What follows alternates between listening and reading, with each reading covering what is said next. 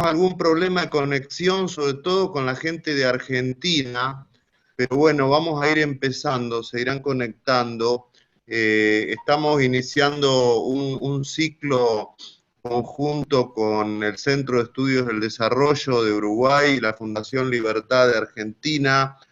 El objeto es unir un poco más en sus suertes y desgracias, digamos así, a ambos países que tienen un pasado histórico y cultural de mucha unión, de mucha colaboración. Creo que en lo único donde tenemos algunos puntitos de discordia es en los temas futbolísticos, pero siempre realmente nos sentimos hermanados con Uruguay y por esto la idea es empezar un ciclo que reúna a referentes de ambos países.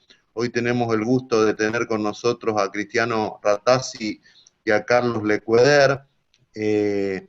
Cristiano es un referente del empresariado argentino muy importante, muy conocido y entre otras cosas es directivo de la Unión Industrial, pero uno podría decir que no hay iniciativa importante que pase por lo empresario, por lo económico, en donde Cristiano no participe.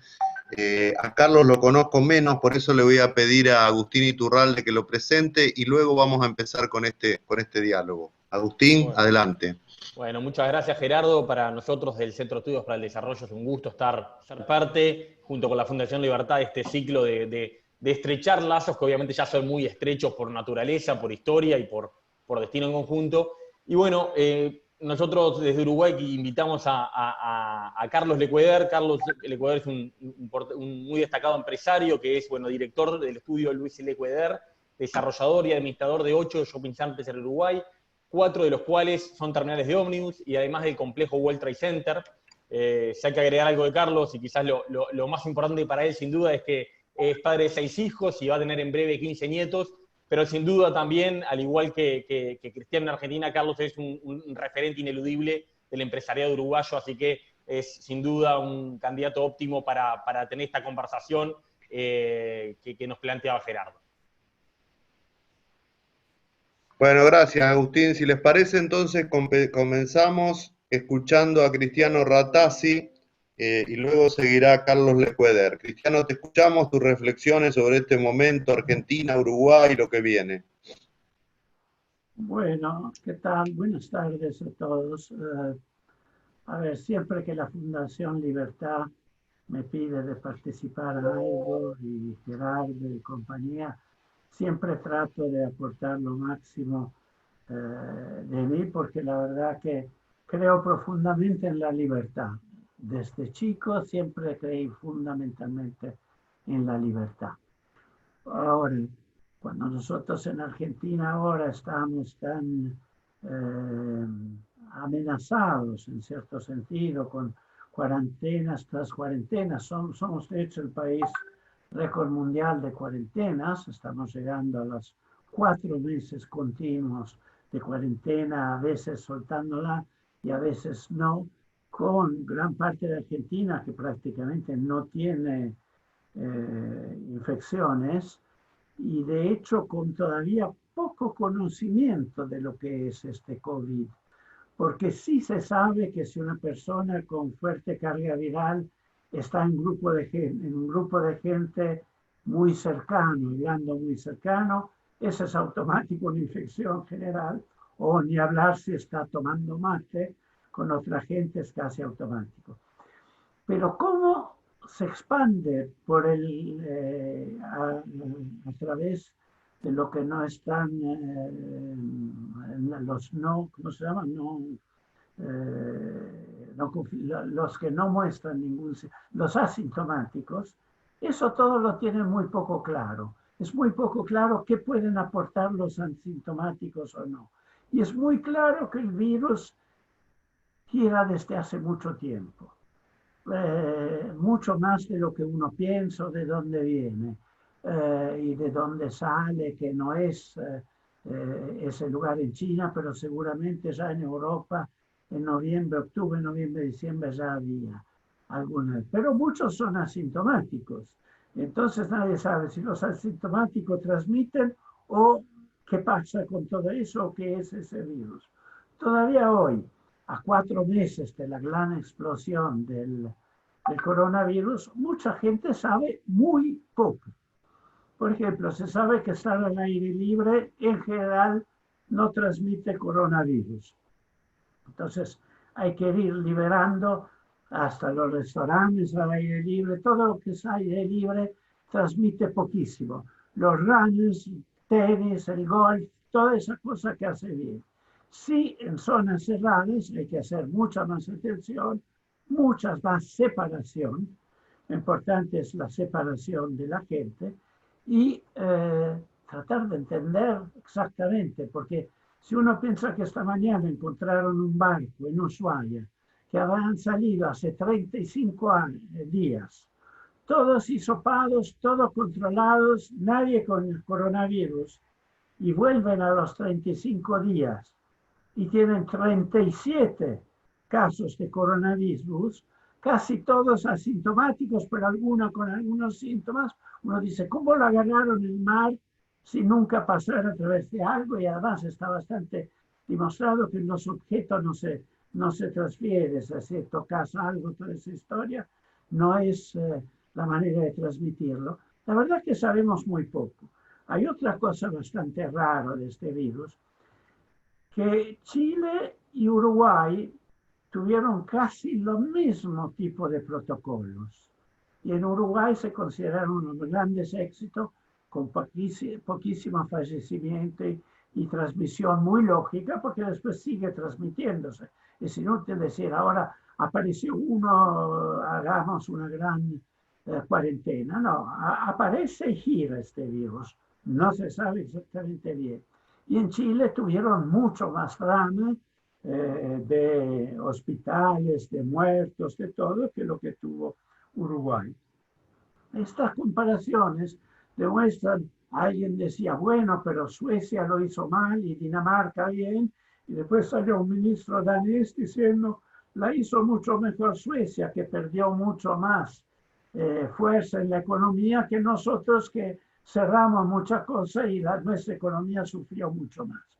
Por lo tanto, son trade-offs tremendamente complicados y es muy difícil decir. Lo que sí es muy popular al principio, porque pasó también en Italia con Conte, decir yo cierro todo porque hay un drama, eso es muy popular. Ahora, ¿cómo salirse de esa popularidad? Porque en ese momento cerraste todo y eso fue exitoso, es complicado verlo, es complicado entenderlo. Entonces hay que dar tiempo a cuando esta pandemia, yo no creo que va a desaparecer el coronavirus, creo que simplemente va a ser mucho menos letal, mucho más fácil entender cómo se transmite y probablemente va a haber una vacuna. Pero digamos que, qué sé yo, en Argentina mueren más de 1.000 personas por día. En Argentina de coronavirus, en 120 días, murieron 1.900, digamos 2.000 personas.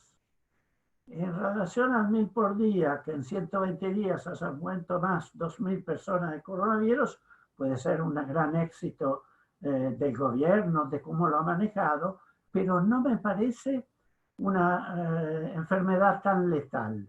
Es muy letal y hay que hacer mucha atención arriba de los 60 años, especialmente arriba de los 70 años y especialmente en los geriátricos. De hecho, vi el otro día que en Italia un 43% de los muertos son de arriba de 70 años. Por lo tanto, es algo que toca seguramente los de mayor edad y los geriátricos. Ahora, abajo de 40 casi no hay letalidad del coronavirus. Entonces, la verdad que seguimos sin entender bien dónde va, dónde viene, quién está en peligro, quién no. Algunos muertos jóvenes hay, pero poquísimos y en general con situaciones preexistentes. ¿Qué pasa entre Argentina y Uruguay? Bueno, la economía argentina está absolutamente desastrada. No sé si Uruguay pudo mantener viva un poco de su economía, creo mucho más porque estuvo más abierto. Argentina, además, venía con un problema, que como siempre, cuando asumió el gobierno, correctamente dijo, tengo que bajar era bajísimo el déficit fiscal, y dijo, bueno, vamos a llevarlo a cero, y como siempre aumentó los impuestos. Y en una situación de crisis, aumentar los impuestos lo hizo Machinea también con De la Rúa. Y en el 2001 la crisis aumentó mucho. Había que bajar gastos. Y bueno, en la economía argentina, en el Estado argentino, es tremendamente difícil hablar de bajar gastos. Pero el país sin superávit fiscal es inviable. Lo raro es que después de por lo menos llevarlo a un superávit fiscal con impuestos muy fuertes, pero por lo menos la intención de llevar al superávit, sale el ministro de Economía con los acreedores diciendo, bueno, cualquier cosa que hagamos, yo les doy la única propuesta viable, pero esta propuesta viable en todo caso no va a tener superávit fiscal por 4 años. Vos decís, ¿cómo? Y haces una quita enorme. Has hecho buenos impuestos para que no haya déficit fiscal y ahora decidís que por 4 años va a haber solo déficit fiscal. Eso es todo antes de la pandemia. Después de la pandemia, bueno, la verdad que el caos se instaló en la economía argentina. Hay cantidad de pequeños, medianos comerciantes en la industria de entretenimiento, en la industria del transporte, del turismo, que están cayendo mal. Pero, a ver, ahora tenemos que esperar qué pasa en el post-pandemia y ver hacia dónde vamos. Obviamente, los sistemas impositivos argentinos, y lo digo hace 20 años, es lo más distorsivo posible. Es posible hacerlo más distorsivo, porque además reaparecieron los impuestos de exportación, las retenciones. Reapareció ingresos brutos que iba desapareciendo. Les hago notar que hace 100 años en Europa se desapareció ingresos brutos, que era el impuesto general a las entradas, el ICE, justamente porque era distorsivo. Reaparecieron impuestos de sello. Todavía no se sacó el impuesto al cheque. Es decir, estamos todos con impuestos muy distorsivos y con carga impositiva altísima. Impuestos al patrimonio, que justamente en un momento en el cual se necesita una enorme inversión, es contrario a los intereses del país en futuro. Y lo que yo digo siempre es el interés de los países para salir de esta crisis, especialmente países como Argentina, tan cerrado en la economía, es ir a exportar, abrir la economía y hacer funcionar la cabeza, la inteligencia, la enorme capacidad emprendedorial que tienen los argentinos, pero como privado. Porque el Estado crea limosna y nunca crea un puesto de trabajo sustentable. El puesto de trabajo en el sector Estado lo pagamos nosotros que pagamos impuestos. No sirve para nada, no aporta nada. De hecho, el Estado se han dado cuenta, no lo dicen formalmente, que con 30% de las personas que tenían, porque los otros están en casa y no hacen nada y no participan, el Estado funciona mejor que cuando tenía el 100%. Y eso es obvio y claro, porque en general son trabajos absolutamente inútiles. Por lo tanto, eso es hoy el gran desafío de Argentina. Es obvio que el sector es populista, lo que quieren es, vivimos de lo nuestro, no hagamos nada, simplemente creando mercado interno. Pero con el mercado interno y queriendo solo exportar productos agroindustriales, y puede ser productos de petróleo y compañía cuando sube el precio, porque hoy en día es inviable, eso no da. Y obviamente hay que ajustar también el valor de la moneda para que sea un incentivo a exportar, no un incentivo a mirar solo el mercado interno. Bueno, esas son las cosas que ahora se van a debatir cuando termine esta cuarentena y va hacia terminar seguro. De hecho, el 90% de Argentina no tiene problema de coronavirus. En realidad lo tiene Capital Federal y Gran Buenos Aires, es decir, la ELAMBA, Cava y Gran Buenos Aires, las zonas cerca, lo que llaman el primer círculo, el segundo círculo, el tercer círculo. Y después hay mucho contagio en el Chaco, ¿Por qué hay mucho contagio en el Chaco? Yo no lo sé, pero alguien tendría que explicar. El resto de Argentina tiene poquísimo coronavirus. Ahora, cuando yo veo el sábado, drama en Rosario porque hubo 5 casos de coronavirus. 5 casos de una ciudad de centenares de miles de habitantes no es indicativo. Va a haber coronavirus por largo rato. Ahora tiene que ser poco letal y controlado, pero lo que sí va a tener que hacerse rápido, la apertura de la economía porque la gente está sufriendo. Además es obviamente un fuerte sufrimiento psicológico quedarse 120 días encerrado.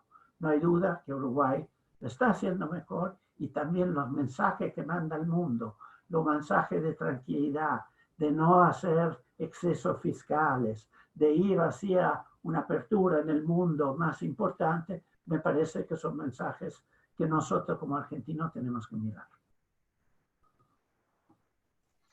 Muchas gracias, Cristiano. Muy interesante y sin duda muy buen resumen de la situación argentina para quienes lo miramos desde este lado del río, ayudarnos a entender un poquito. Le damos la palabra a Carlos Lecueder para que nos traiga un poquito la visión desde Uruguay de la situación local y un poco del tema empresarial en nuestro país. Carlos. Gracias, Agustín. Bueno, lo primero es agradecer a la Fundación Libertad y al CED el haberme invitado a participar y a compartir el panel con Cristiano, con persona de gran prestigio y sin duda, cuando hablamos de nuestros hermanos, pero nuestros hermanos mayores, por el tamaño de cada país, destacarse allá es mucho más difícil, así que un honor estar aquí.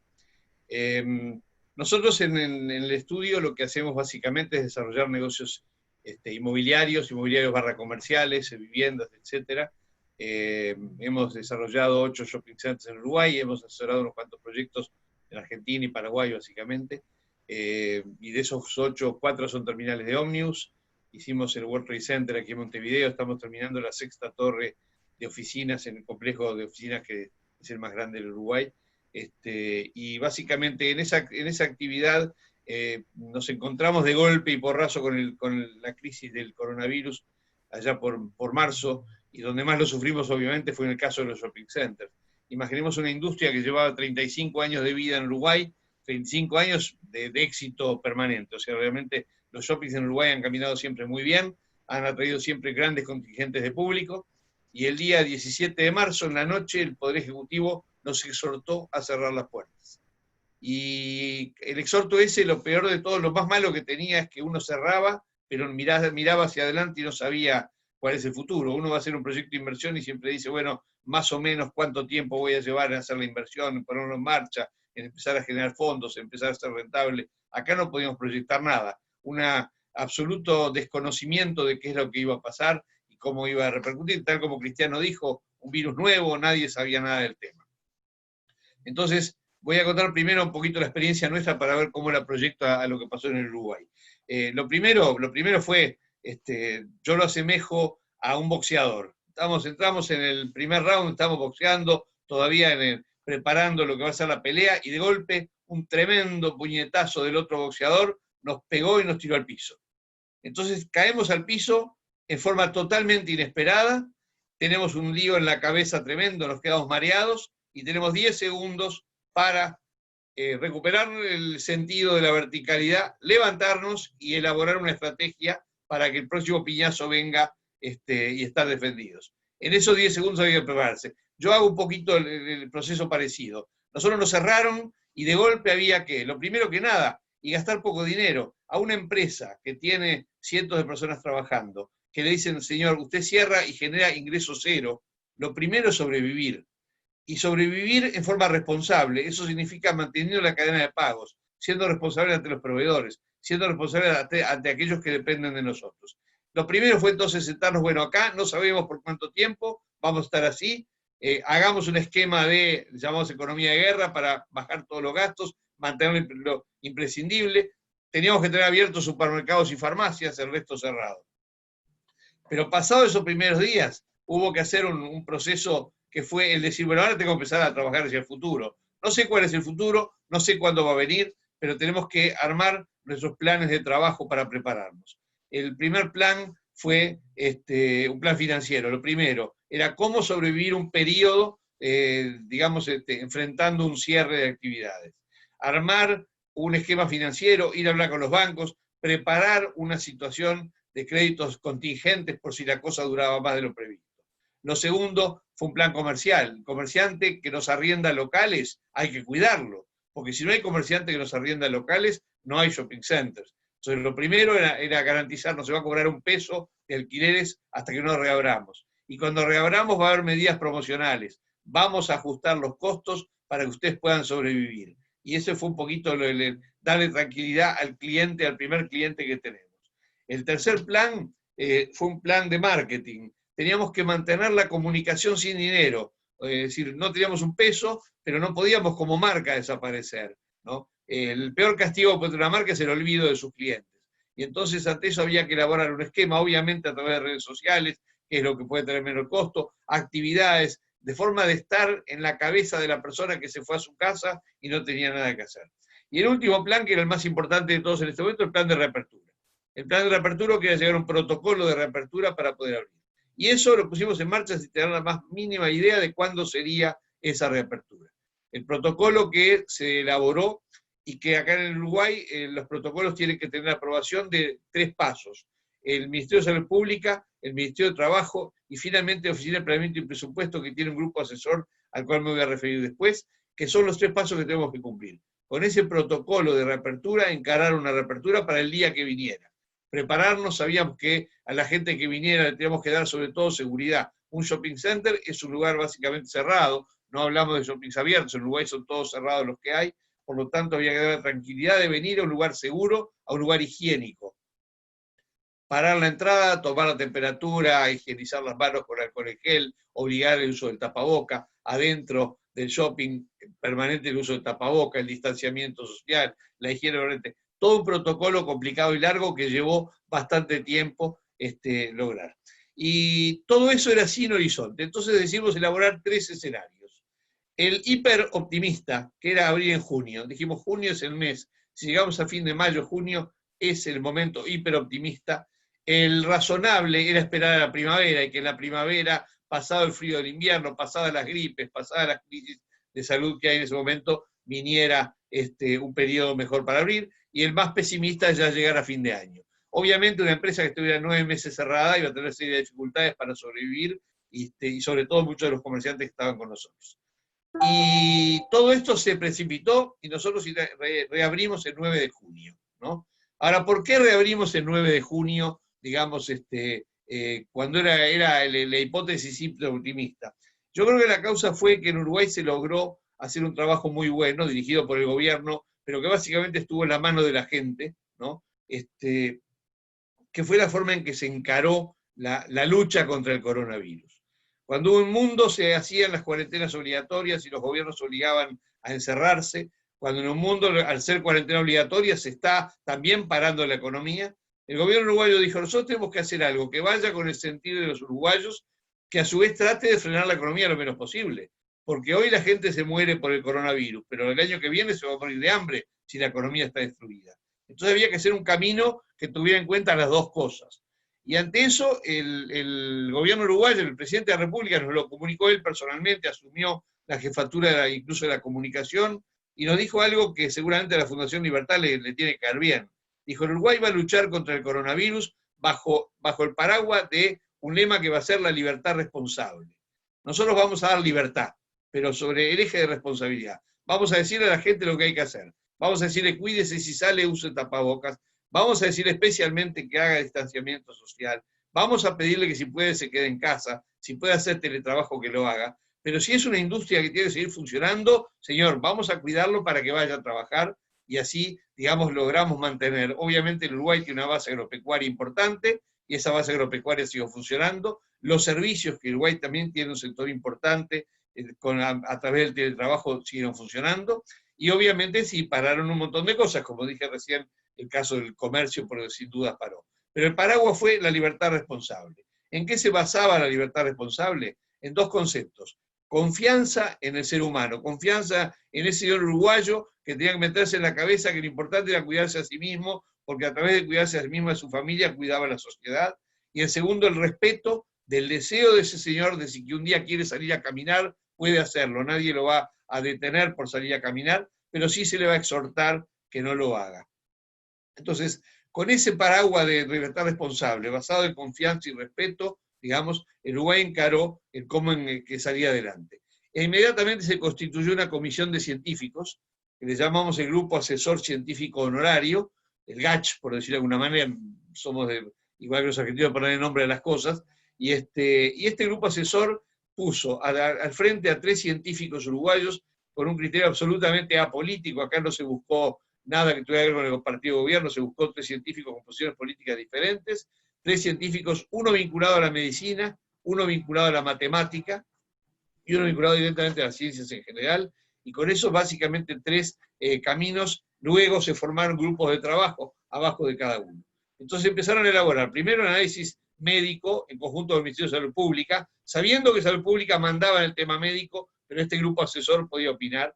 El tema matemático y la generación de un análisis de las diferentes poblaciones, cada vez que se daba un contagio, análisis de los contactos, zona donde estaban, aislamiento, Instituto Nacional de Estadística estudiando cómo hacer los hisopados para hacer un muestreo bien hecho, ¿no? Yo les cuento que cuando los shoppings abrimos, pactamos con el gobierno que antes de 20 días de reabierto había que hacer un muestreo de hisopados a todo el personal que trabaja en los shoppings. El día sería haber incluido clientes, pero el cliente puede ser la primera vez que venga. Entonces, el personal que trabaja en los locales comerciales se tomó una lista de 9.000 personas. Esa lista de 9.000 personas que se divide éramos 12 shopping centers, por lo tanto hay que pensar en más de 1.000 y algo, 1.000 y pico de comercios. Eso se entregó la lista a cada persona con su número de documento de identidad y el comercio para el cual trabajaba y el shopping. Se dio al Instituto Nacional de Estadística, que hizo un modelo matemático y nos devolvió un muestreo, ¿no?, de 850 personas. Nos dijo, señores, 850 es el número ideal, 700 es el mínimo, porque sabemos que para hacer un muestreo puede haber gente que esté enferma, que faltó ese día. Y entonces contratamos laboratorios e hicimos casi 800 hisopados en todos estos shopping centers y tuvimos resultado negativo 100%, o sea, todo el mundo estaba sano. Esa forma de control fue lo que Uruguay fue haciendo, controlando por zonas, determinando en qué zonas podía haber casos asintomáticos que pudieran generar contagio. Tuvimos básicamente, yo diría que 2 tropiezos, uno fue en Rivera, otro en 33, obviamente la zona cercana a Brasil, sabemos que Brasil está muy mal en este momento en este sentido, y el tener una frontera terrestre que permite la fácil circulación generó los pasajes, especialmente en la ciudad de Rivera, pero con números dominados. Rivera fue un caso donde se dispararon, el departamento de Rivera, el pequeño departamento de Uruguay, pasó a ser el lugar donde había más contagiados, se determinaron los barrios, se determinó la gente, se hicieron hisopados generales, se pidió cuarentena a todos, y en más o menos 25 días se logró dominar el foco, y hoy Rivera le quedan creo que 5 o 6 casos activos, o sea que fue dominada la situación. Ahora, con esto venimos bien, y venimos bien sabiendo que en el momento esto puede dispararse, puede haber un cambio. Y por eso yo conté un poco lo que hizo el gobierno, pero vamos al tema económico, así antes de terminar, yo un pantallazo así. El gobierno asume el 1 de marzo. ¿Cómo estaba el Uruguay? Quizá, y perdón lo que voy a decir, comparado con Argentina estuviera bien, sin duda, pero acá estamos viviendo también un momento más difícil. Uruguay tuvo un periodo de una década de oro, como tuvimos casi todas las economías de América Latina, desde el 2004 al 15, al 16, década flexible, digamos, en el cual el viento nos sopló a favor, y entonces tuvimos una regata, una linda regata con viento agradable, que nos hacía desarrollar unos cuantos nudos de velocidad en la navegación. Pero todos sabemos que en las regatas los nudos son variables en función del barco, en función de la tripulación del barco. Barcos iguales con diferente tripulación en el mismo mar y con el mismo viento desarrollan velocidades diferentes. Y Uruguay desarrolló una buena velocidad. Y Uruguay tuvo 10 años de muy buen crecimiento. 2015 nos frenamos, 16, 17, 18 fueron años estancamiento, donde el Producto Bruto casi no creció. Nosotros lo medimos por la venta de los comercios, tenemos más de 1.000 comercios en nuestra base de datos, o sea, una amplia base de datos, y podemos decir que en esos 3 años el crecimiento fue casi nulo, o mejor dicho, algún punto menos, algún punto más año a año. Hasta que el 2019 entramos en una leve recesión. 3, 4, 5 puntos de caída de ventas en los shoppings, la economía uruguaya que se frena, entra en recesión técnica al tener 2 trimestres seguidos de caída, y cuando asume el gobierno entonces, venimos en una muy leve recesión, primero, segundo, con un endeudamiento con el exterior muy importante y con un déficit fiscal del 5%. Para el Uruguay 5% del producto como déficit fiscal es alto, ¿no? Como contrapartida, finanzas muy ordenadas. El Uruguay tiene un calendario de vencimientos a largo plazo, con más del 50% de la deuda en moneda nacional, con lo cual un aumento del dólar como se produjo ahora, en cierta forma en términos de moneda internacional nos redujo algo la deuda, pero de todas formas el gobierno asume en esa situación. Y el gobierno se prepara bajo 2 lemas: reducción de gasto del gobierno y, por otro lado, fomento de la inversión.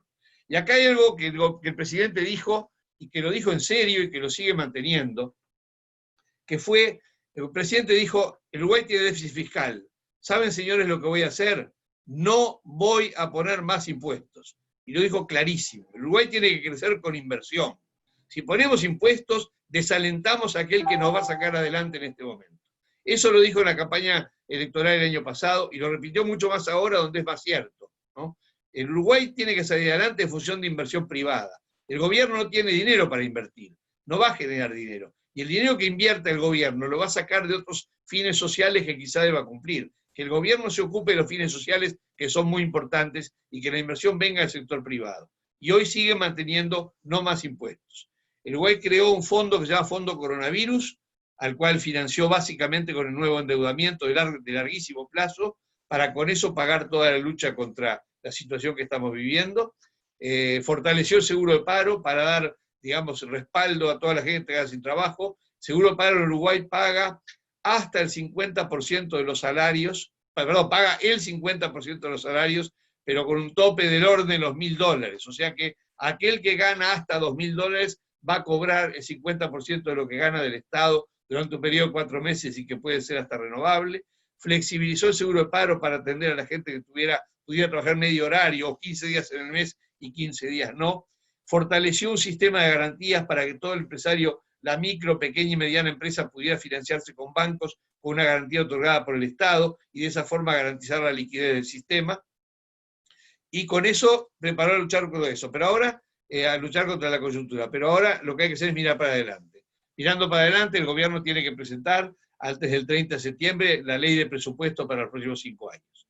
La ley de presupuesto, el gobierno está anunciando que va a tener 2 características. La primera, un presupuesto de guerra, parecido a lo que yo hablé para los shoppings, un presupuesto de guerra bajando gastos, no gastos sociales, porque eso no podemos bajarlo con la crisis que vivimos, bajando los costos operativos del gobierno. El Uruguay tiene un investment grade. Ese investment grade se basa en un pasivo grande, pero a muy largo plazo, muy bien estructurado, y en segundo lugar se basa en no tener un déficit tan importante. Con lo cual hoy lo importante es que el déficit baje. Este año el déficit va a subir al 8 o 9%, del 5%, porque hay que financiar la crisis. Pero el año que viene las cosas van a estar dadas para que empiece a bajar del 5 para abajo, una vez pasado el periodo de coronavirus, que aparezca la vacuna y entonces no haya que seguir gastando dinero en todo esto. En resumen, reducción del déficit por un lado, y en segundo lugar, gran fomento a todo lo que sea inversión privada. El Uruguay está tomando medidas para dar exenciones fiscales a todas las inversiones nuevas que se hagan. El sector inmobiliario, el sector real de la economía, es decir, todos los sectores van a tener todo lo nuevo que se genere, exenciones fiscales, para que se genere un movimiento inversor que le permita al Estado mover la economía, generar ocupación y a través de ese camino de mayor inversión empezar a reactivar la economía.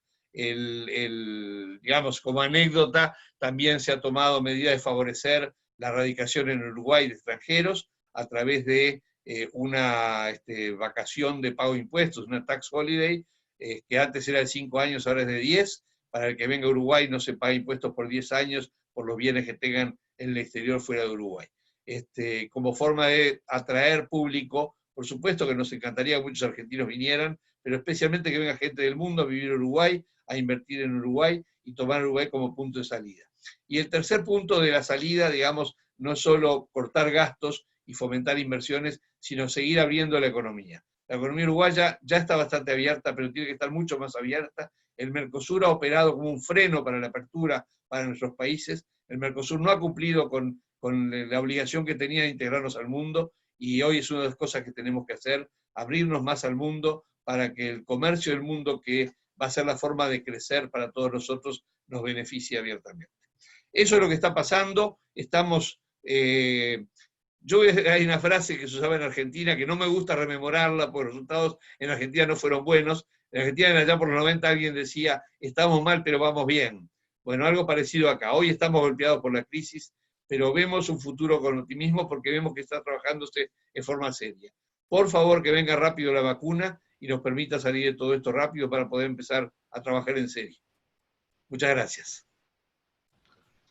Muchas gracias, Carlos, muchas gracias a ambos. Yo, para abrir un poco el diálogo, les preguntaría a ambos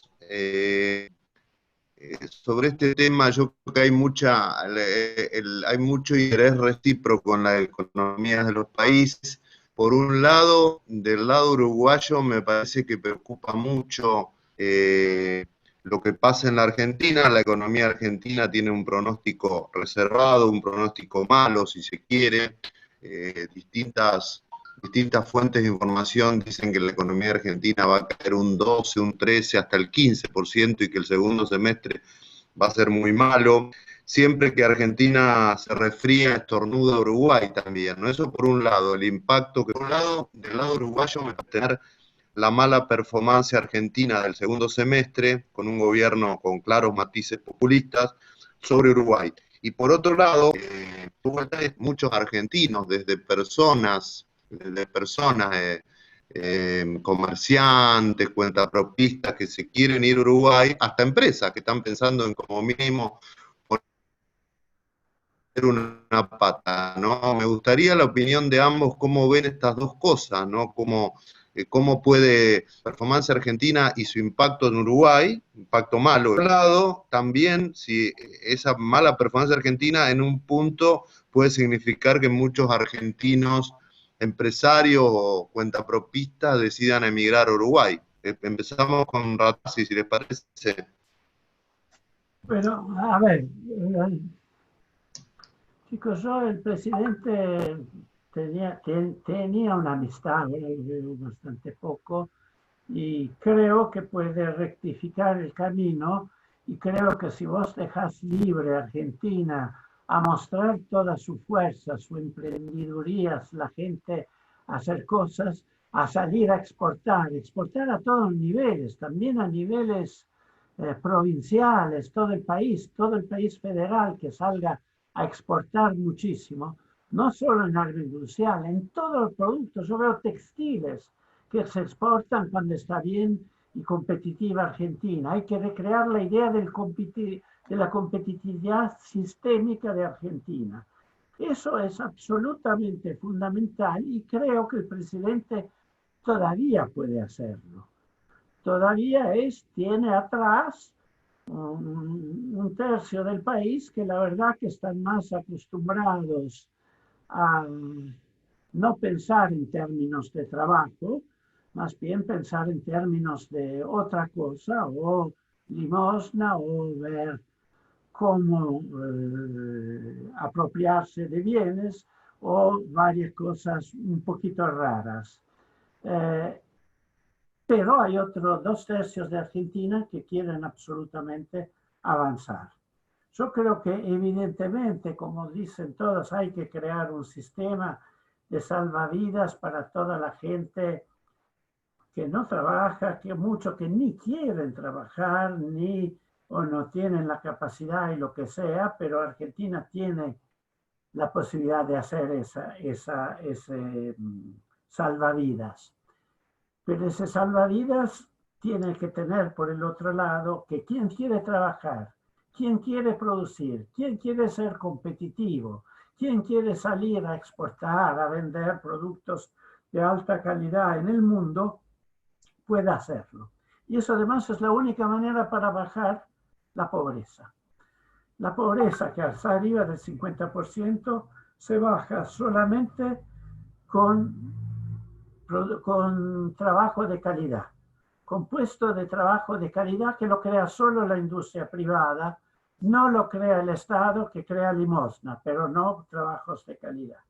Y entonces este es el momento para verlo así. Yo no creo que apenas salgamos a la pandemia, el primer camino va a ser hacia lo que yo digo. Hay una especie de cultura del no, de vivir con lo nuestro y todo, que va a tocar a Argentina al principio. Pero creo que cuando nos demos todo cuenta en Argentina que ese no es el camino y podemos darnos muy tranquilamente y rápidamente, va a haber una reacción de todos los argentinos hacia productividad, eficiencia, competitividad. ¿Por qué digo esto? Porque creo un poco, hablo las palabras del presidente. Cuando el presidente hizo esa barbaridad de declarar expropio Vicentín sin haber estudiado la cosa, él pensaba, y lo dijo ayer, bueno, todos me van a aplaudir, vamos a expropiar Vicentín, el pueblo va a estar feliz y va a salir a la calle a aplaudir esta gran decisión. No sabía ni de qué se trataba económicamente, pero era la idea de expropiar. Y venía obviamente de esas ínfulas que vienen de atrás diciendo es muy bueno expropiar, es muy bueno poner impuestos confiscatorios, es muy bueno hacer ese tipo de actividad. Ayer el presidente dijo, bueno, me equivoqué con Vicentini. Yo digo, obvio que se equivocó, eso yo lo tenía claro. Pero no es que se equivocó porque no lo había... Me equivoqué porque pensé que la gente estaba contenta y me encontré que la gente no estaba nada contenta y me jugó en contra. Bueno, a ver, no se pueden tomar decisiones de Estado solamente en función de que la gente te juegue a favor o te juegue en contra. Tenés que tener ciertas convicciones. Bueno, no podemos pedir demasiado. Lo que sí podemos pedir es ser razonable. Lo que no había hace años atrás era un 41% de Argentina que votó en contra del populismo. Porque los 41% que no votó este gobierno era absolutamente en contra del populismo. Además de esos 41%, hay todos los votos prestados que están en el medio, que llegan hasta el 33% que está asegurado para ese partido. Esa cuestión es importantísima para ver que la gente no está ahí lista a decir cualquier cosa, nacionalicen, nos pasen por arriba, pongan más impuestos confiscatorios, porque total vamos a tener siempre la mayoría del otro lado. No, la gente está diciendo, queremos vivir, queremos progresar, queremos que haya igualdad de oportunidades para todos, y esa es la fuerza de un país, es igual oportunidades, porque un país igualitario se parece a la Unión Soviética, que se cayó después de un centenar de años de desastre, menos de un centenar, o a Venezuela, que es una tragedia. Eso es lo que yo veo, posible reacción en la Argentina futura. Entre tiempo, miramos a Uruguay, yo con cierta envidia, pero la mayor envidia es que veo que en Uruguay todos los presidentes se reúnen, se hablan, van a manifestaciones importantes juntas. En Argentina no podés juntar dos presidentes y expresidentes de los últimos, digo, desde el 1983, cuando volvimos a la democracia. Es casi imposible juntarlos. Y eso me parece un horror y demuestra qué deformación política hay en Argentina que hay que corregir, cerrando las brechas, cerrando las separaciones y obviamente sabiendo que hay alguna gente que piensa de una manera y otra de otra. Pero sí tenemos que crear riqueza. Equiparar para abajo es una tragedia para todos los argentinos. Es aumentar ese 50% de pobreza que hay a mucho más. Equiparar para arriba tiene un costo, un trabajo, hay que hacer cosas para equiparar para arriba. Pero ya solo la idea que se puede ir mejorando, haciendo la cosa bien y que el país empiece a ver, wow, no estoy tan bien hoy, pero tengo mucha posibilidad de hacer algo. que para que el año que viene yo esté mucho mejor, estoy en un trabajo importante, la economía del conocimiento, que también Uruguay está muy fuerte en la economía del conocimiento, nos puede llevar a ser, bueno, la gente brillante, la gente joven tiene un futuro, tiene una potencialidad y una igualdad de oportunidades. Eso es lo más importante. Y no pensar que van a ser también los pobres hacinados en un lugar recibiendo la limosna, el IFE, la cosa, las asignaciones, los planes y todo. No, la idea es de ir creando valor y creando valor, creando riqueza por la Argentina y para todo el país.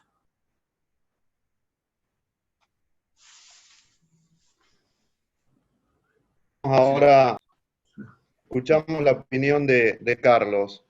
Bueno, obviamente que en primer lugar coincido 100% con todo lo que dijo Cristiano, absolutamente, ¿no? Y eso, todo lo que dijo él vale para Argentina, para Uruguay, creo que hoy día, en el mundo de hoy, para cualquier país que quiera pensar en crecer. Lo segundo, también debo ser consciente que cuando uno hace un diálogo Argentina con Uruguay hay que ser consciente que es como hacer un diálogo entre una cosa muy grande y una cosa muy pequeña. El Uruguay es muy chiquito. Yo una vez estuve en unas reuniones empresariales del Mercosur y me acuerdo que fue divertido porque fueron en Asunción, había una mesa de trabajo donde había 4 o 5 delegados de Argentina de un lado, 4 o 5 de Brasil del otro, y las cabeceras había uno de Uruguay, que era yo, y uno de Paraguay. Se empezó a tratar el tema, y entonces cada media hora de conversación de argentinos y brasileños, el uruguayo que era yo o el paraguayo decía una palabra que era saludado, mirado con simpatía, y luego seguían conversando, porque obviamente estábamos hablando en las dos caras de la mesa más del 90% de la economía del Mercosur, y en las dos cabeceras menos del 10%. No son economías comparables. Pero hay cosas que sí deberían ser muy bueno encararlas más en conjunto. Yo creo que la apertura de estos países al mundo es fundamental. Creo que el nivel de consumo que tenemos en estos países no es tan bueno como en otros lugares, que tenemos posibilidad de vender nuestros productos mejor, y para eso hace falta, en primer lugar, ser competitivos, y en segundo lugar, tener las herramientas comerciales. Hoy nuestros países no tienen herramientas comerciales. Por ejemplo, Chile las ha logrado, nuestros países no.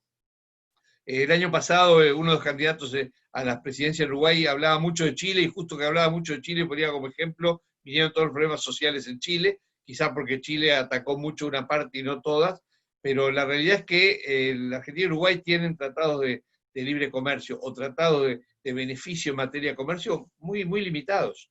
Y para poder entrar en otras economías tenemos que hacerlo. El Mercosur ha negociado en los últimos años un acuerdo con la Unión Europea que está cercano a concretarse, y sin embargo en este momento parece haberse puesto como una especie de congeladora. La noticia que nosotros tenemos es que aparentemente Argentina no estaría de acuerdo en avanzar de esa forma, ¿no? Pero nosotros creemos que es muy importante. Brasil, con todas las discrepancias que podemos tener con Brasil en este momento, que son tremendas, por lo menos en ese punto está de acuerdo, y Paraguay también. Si necesitamos abrirnos al mundo y ser competitivos. Y ser competitivos no es tener un tipo de cambio tan alto que nos lleve a poder competir porque tenemos mano de obra barata. La mano de obra barata solo trae pobreza y solo trae falta de consumo en nuestros propios países. Tenemos que ser competitivos a nivel de ser eficientes. Y para ser eficientes tenemos que tener un Estado más chico, un Estado que gaste menos, que se meta menos en la economía, que deje crecer a los privados y que nos ponga menos impuestos para ser competitivos, que nos permita tener tarifas adecuadas. Entonces, creo que el trabajo de largo plazo, y ese es común a Argentina y Uruguay, porque las problemáticas de Argentina y Uruguay es que hoy tenemos gobiernos que están haciendo las cosas de forma diferente, en los últimos años ha sido así, pero que la base de la problemática es la misma. Somos países que tenemos que mejorar nuestro nivel de competitividad, somos países que tenemos que abrirnos más al mundo, somos países que tenemos que trabajar juntos en eso. No es razonable, ¿no?, que el río Uruguay sea una frontera donde si a veces se corta un puente y quedamos desconectados. El suceso de corte de puentes para mí fue un insulto a la historia, entre dos países hermanos, ¿no? Bueno, hoy a mí me encantaría que un camión de mercadería uruguaya pase a la Argentina sin que nadie mire nada y viceversa, ¿no? Hoy, más allá de los controles sanitarios que hay que hacer. Pero es eso que todavía no tenemos totalmente interiorizado, y todavía de golpe para importar surgen medidas de pronto no arancelarias que traban el comercio entre nosotros. Bueno, si es entre nosotros así, ¿cómo es con respecto al mundo? tenemos que abrirnos más, tenemos que trabajar juntos en eso. Y esa es más fácil, ¿no? Tenemos que trabajar juntos en educación también. La educación en estos países ha caído. El uruguayo y el argentino, o el argentino y el uruguayo, porque son muchos más y son los conocidos en el mundo de verdad, el argentino y el uruguayo tienen un nivel de capacidad que se destaca en el mundo, y sin embargo nos estamos quedando porque la educación, que en estos países fue excelente hace 50 años, ya no lo es más, ya no nos está preparando también para el mundo actual. Nosotros estamos negociando, nosotros manejamos una zona franca de servicios en Uruguay. Es un edificio del cual se trabaja hacia el mundo. Acá se instalan empresas que trabajan, prestan servicios al mundo libre de impuestos. Es un sistema que en Uruguay ha crecido mucho y ha crecido bien.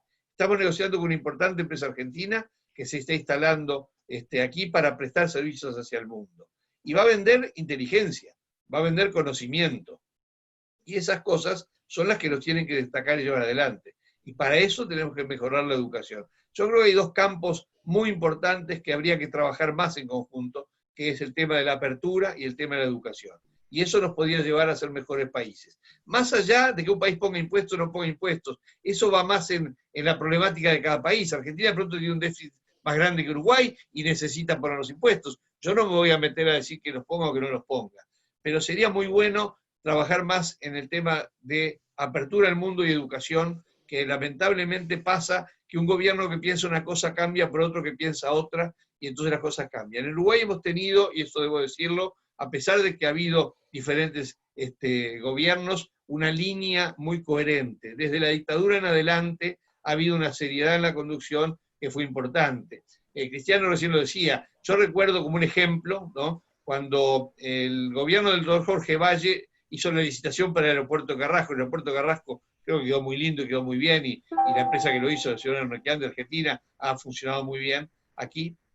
El aeropuerto de Carrasco se fue al llamado de licitación por el gobierno nacional con el presidente Jorge Valle, y el Frente Amplio se opuso al llamado de licitación. Cuando asumió el gobierno del Frente Amplio se inaugura el aeropuerto, y quizá en ese momento se vio la ventaja que tenía, y el día de la inauguración el presidente Tabaré Vázquez del Frente Amplio invitó a subir al estrado al expresidente Valle, el Partido Colorado, que estaba sentado en primera fila, y juntos inauguraron el aeropuerto. Y ese tipo de cosas, ese fue un punto, digamos, un suceso único, pero se dan permanentemente. Hoy, esta semana está asumiendo un nuevo ministro de Relaciones Exteriores de Uruguay, hubo una pequeña crisis ministerial, por llamar de alguna manera, y asumió un nuevo ministro, y el nuevo ministro lo primero que está haciendo ayer y hoy es reuniéndose con todos los últimos presidentes democráticos de la Vuelta a la Democracia que están vivos, Sanguinetti, Lacalle, Mujica y Tabaré Vázquez, en estos 2 días, y a partir de mañana se va a juntar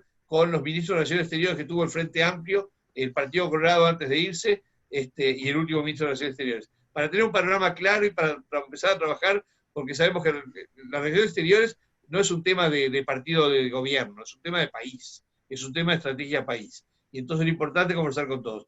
Creo que esas cosas son las que tenemos que ir haciendo juntos para mejorar lo que es esta zona, porque claramente cuando Argentina estornuda, Uruguay se resfría.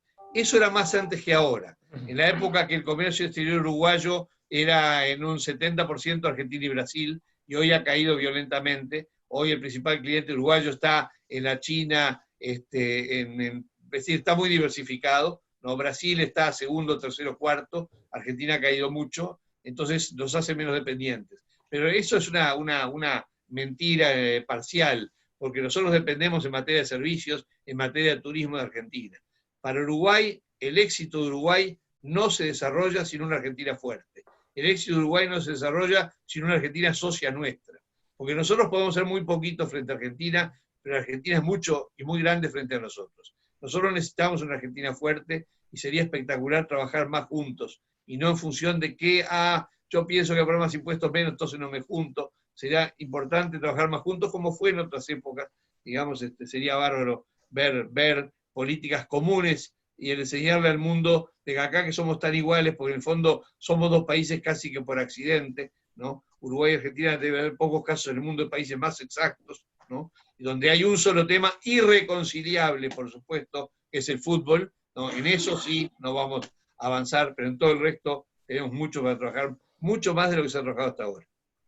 Muchas gracias, Carlos. Muy inspirador lo que nos vienen diciendo los dos y sobre todo la idea de no conformarse con países más o menos, ¿no? Que tenemos las condiciones para dar un salto, no tenemos por qué. El trabajo uruguayo y argentino cuando compite en el mundo es bueno y lo demuestra. Yo tengo una última pregunta, ya estamos un poquito pasados, les pido una respuesta corta para no usar el tiempo de las personas, que es sobre la comparación de esta crisis con la última gran crisis, la crisis de 2001 Argentina o 2002 uruguaya, que le pusimos. Tuvo corrido un año, pero fue la misma crisis, que tuvo después de la crisis un rebote muy, muy fuerte, en base un poco, bueno, a economías que se empobrecieron y se abarataron de la peor forma, ¿no?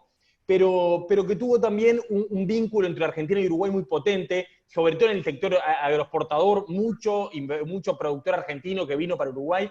¿Ve qué cosas de lo que pasó, o el rebote, o los vínculos Uruguay-Argentina, qué cosas de lo que vimos a la salida de la crisis de 2001-2002 les parece que puede pasar y en qué sentido estamos muy lejos? Si les parece, respetamos, o hacemos al revés, le pido a Carlos que vaya primero y cerramos con Cristiano. Bueno, la crisis del 2001-2002 en Uruguay, 2001-2002, fue una crisis que tuvo una base financiera, cierre de bancos, en Uruguay por lo menos, cierre de bancos y liquidez, corte de cadena de pagos, y eso evidentemente la hace tremendamente angustiante. En esta crisis hemos tenido, en cierta forma, el tema financiero más solucionado. Por lo menos en Uruguay, conseguir una línea de crédito es una cosa fácil, las tasas de interés están muy bajas, y eso ayuda a encarar mejor la situación y a proyectar mejor el futuro. Claro, en el futuro hay que pagar las deudas, eso siempre, hay que pagarlas y cuesta pagarlas. Pero la realidad es que eso, digamos, hace que esta crisis sea menos dura. Ahora, esta crisis estamos hoy navegando por la mitad de ella, entonces es muy difícil compararla. ¿Cuándo va a terminar? La vacuna aparece a fin de año y en el verano tenemos, ojalá, a miles y miles de argentinos viniendo a nuestras costas y por lo tanto con un ingreso por turismo, y eso Uruguay lo ayuda mucho, o la vacuna llega el año que viene y entonces vamos a tener un verano muy tranquilo y sin ingresos del exterior. Es decir, es muy difícil hoy decir cuál va a ser. Hoy yo diría pinta que fue la de 2002 peor que esta, porque fue más concentrada, porque fue en unos meses de una violencia, porque cuando uno no tiene dinero, los bancos cierran las cuentas, los ahorros se pierden, toda esa situación fue muy difícil, ¿no? Salimos muy rápidamente de aquella crisis. Me encantaría copiarle aquella crisis, la salida en la V o en B corta, porque sin duda sería espectacular. Alguno dice que esta crisis ojalá sea como Nike, la pipa de Nike, una caída leve y luego una extensión hacia arriba, hacia el futuro. Ojalá sea así. Hoy pienso que fue en Uruguay todavía peor la de 2002, pero nos queda mucho por avanzar. Me gustaría que esta pregunta me la hagan de vuelta el año que viene y ojalá siga diciendo lo mismo. Cristiano. A ver, muy simple. Nuestra reacción en Argentina a la crisis del 2001 fue exactamente opuesta a la reacción de Uruguay. Uruguay dijo, las deudas hay que pagarlas, hay que manejarla, a ver cómo mandarla a más largo plazo, y hay que seguir manejando la cosa en una situación complicada. No desbordar la inflación, mantener ordenado el país. Nuestra reacción fue 3 o 4 años de crecimiento facilísimo con un país con una competitividad enorme porque había dejado todo por atrás y matado todo. No había inflación porque no había memoria inflacionaria, porque hace 10 años que no había inflación. No había ninguna razón de dejarla recrear. Yo en el 2005 empecé a decir, pero ¿por qué está volviendo la inflación? No tendría que haber, porque estamos en 12-13%. Mis colegas diciendo, ¿qué te importa? Digo, me importa que esa es una tendencia. Estamos volviendo a la inflación. Era además un país muy capitalizado. Tenía capitalizado por todos lados capitalización. Por lo tanto, la B corta fue bastante rápida. No nos olvidemos que también teníamos para el mercado de valores la AFJP. A los 4 años se los llevaron puesto, porque era plata que podían llevar al nivel, además la usaron políticamente para entrar en los directorios de la compañía. Exactamente lo contrario del principio básico de la AFJP. Por lo tanto, era un periodo en el cual el primer periodo fue por lo menos manejado seriamente con superávit fiscal y después empezamos a los déficits, a los cepos, al vamos por todo, alguna cosa que vimos en, digamos, en cuestiones morales discutibles, y bueno, eso es donde paró. Ahora, yo hago siempre un ejemplo, bien, porque alguien hizo esa pregunta. Con México teníamos abierto el mercado, totalmente abierto. Argentina en ese periodo, hasta el 2007, exportó 130.000 autos. No es un enorme número, pero es un buen número. 2009, 2010 empezamos a perder competitividad Argentina y Brasil con México, y 2011 en una reunión, 2010-2011 en una reunión que como Unión Industrial y como vicepresidente de la Unión Industrial fuimos con el presidente a Brasil y todo, dijimos no cierren con México. México es un ejemplo muy importante para Argentina y Brasil. Bueno, al día siguiente dijeron no se importan más autos de Brasil, salvo con cupos, con muchas complicaciones. En ese momento perdimos el momento de la competitividad con México, que es un ejemplo extraordinario de competitividad y de eficiencia, y obviamente para Argentina siguió feliz porque era lo que quería hacer. Y ahí perdimos un poco la guerra de la competitividad entre Argentina y Brasil. Pero por lo menos Brasil mantuvo el principio de no tener inflación de cierto orden en la cuenta. Nosotros además perdimos esa guerra, la guerra de la inflación, que es la más dura y más difícil para el pueblo argentino. Es tremendo. Es obvio que lo que se hizo, el acuerdo con Europa, es fundamental para todo el Mercosur, y es importante empujarlo y hacerlo, porque no podemos ni nosotros depender solo de Brasil, ni los otros países depender de lo que decide Brasil. Nosotros, nuestro sector automotor, dependemos de Brasil. El interés del sector es depender de todos los países y tener mercado a todo el mundo. Y el acuerdo con Europa es un primer paso fundamental. Y bueno, ahora estamos en otra serie, años después. Uruguay salió mejor cosa, y acá en Argentina todavía estamos hablando de decir que no, de otro default. Creo que vamos a evitar el default, porque me parece que el presidente tiene claro que para él el default es pésimo. Y eso es muy importante. Las deudas son deudas, se podrá pagar un poco más tarde, pero se pagan. Y eso es lo normal del mundo. No es que la idea que cuando me endeudo, igual no le voy a pagar dentro de 5, 6, 7 años. No es eso el principio donde rige el mundo. Y creo que Argentina va lentamente aprendiendo eso también. Muchas gracias, Carlos. Muchas gracias, Cristiano Ratazzi. Gracias a todos quienes nos acompañaron. Esta es solo la primera actividad de este proyecto que hemos dado en llamar Puente Argentina-Uruguay, que compartimos con el Centro de Estudio del Desarrollo de Uruguay, la Fundación Libertad Argentina, y vamos a seguir trabajando para que nuestros países se hermanen, progresen en su relación. Ojalá Argentina le copie algunas cosas que está haciendo hoy Uruguay, pero en todo caso seguiremos hermanados por nuestra cultura y nuestra historia. Gracias a todos, muchas gracias, Agustín. Un placer trabajar con el CED. Y bueno, nos vemos muy pronto en una nueva actividad de este proyecto. Gracias por acompañarnos. Gracias por la invitación. Muchas gracias. Gracias también por la invitación. Muchas gracias a todos.